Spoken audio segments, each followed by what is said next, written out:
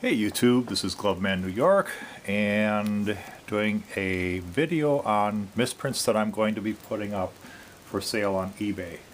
Now, some of these are ones that I don't really want to get rid of, but when I buy a new or trade for a new misprint goes into that it's good enough that goes into my misprint binder, then one has to come out because the binder only holds so many cards. So some of these aren't good enough for the misprint binder, but they're really cool. So let's get started. Neo Flameville Origin obviously is a holo. I do have one, let's see, holographics there. One that's not a holo, it's common. So same set, okay. Octoberizer with a little ink blot, not a big deal, but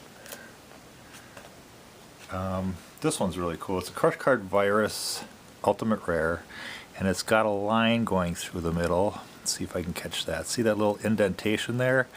But it doesn't go through the whole card. It just goes through the picture, and it's symmetrical through the whole. That's a pretty good thing right there. So, you know how that happened. The back of the card is good, so not sure what happened there, but it doesn't go through the whole card. It just goes through one side of the picture to the other. Pretty cool. That one I like a lot. Granite Convergence, got a little light discoloring on the top.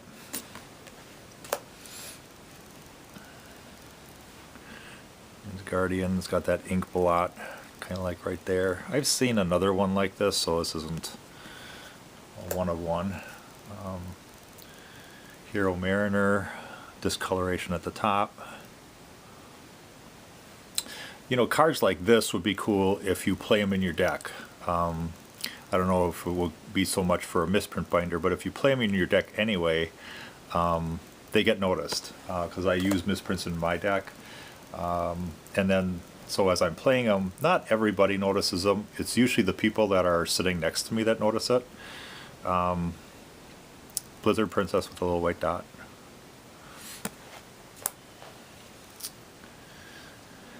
Gem Knight without the DT foil. These are actually really common. Here's one that's interesting. A Slifer. But the dual terminal foil is only on, starts at here and goes over here. You don't see any, there's no foiling on this side of the card. You can kind of see, let me see if I can get that in there. Right there's the line going all the way up, and that this side has a foil, then this side doesn't. So that's a pretty cool card.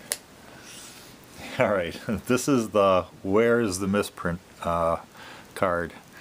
Offset name, no. Offset holographics, no. Doesn't look to be too much of a misprint, does it? Back of the card is normal, but if you look real close, you'll see a circle down in the right hand corner, and if you flip the card around, you'll see that circle is also has some, that's the attribute of a ultimate rare. And then you get this aligned here. Right here you can see the stars. Let's see if we can get a better, right in this, let's see, right in this corner here.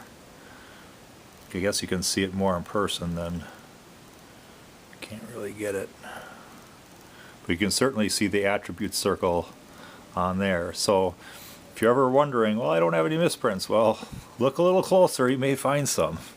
I didn't see that right away, but oh, and there you can go see that little right there.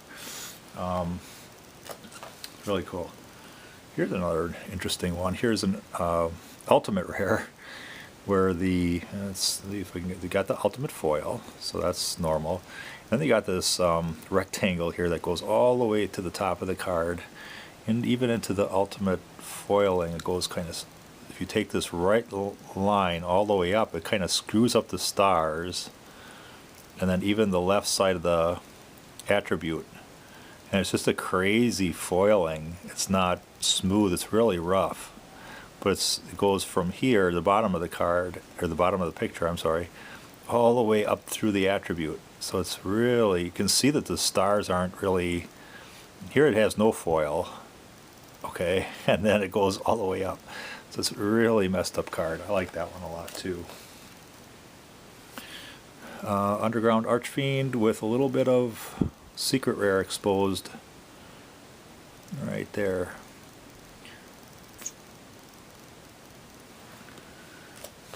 Swords of Revealing Light, super rare. For some reason it has some ink issues right here where that white part actually goes into the border. You can see it's black here, but that white actually continues over into the border here is all solid color, nice and dark, and then here kind of white kind of goes into the border and even a little bit outside the border. So that's a really cool card too. Wrath of Neos, again, the secret rare. Part of it only, let's see if I can get it to the right angle here. A lot of this stuff you can see, you know, when you see it in person, you see it right away. When you're getting it to a camera, it's hard to do. But the line starts here, and this is secret rare, and then the left hand is just kind of like super rare. Let's see if I can get that angle. Maybe this way. See that? There, like that. So it starts like around in here. And this is pretty common. Wrong names. I like wrong name cards. Marshmallows, but this is a pretty common wrong name card. Goblin Zombie again. Can't really see what the misprint is until you look at the bottom. It's really not a misprint, it's that it didn't cut correctly.